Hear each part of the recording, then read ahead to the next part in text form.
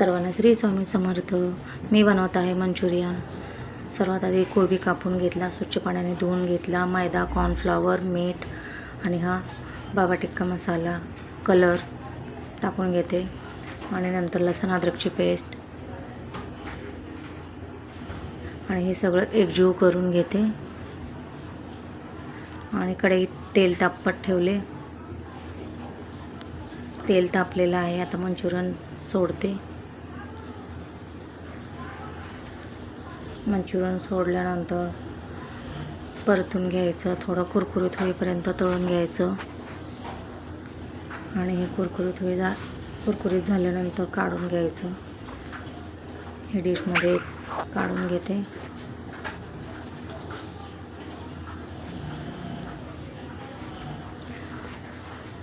Manchurian तयार झालेले आहेत। शेजवान चटणीबरोबर खाऊ शकता। थँक्यू।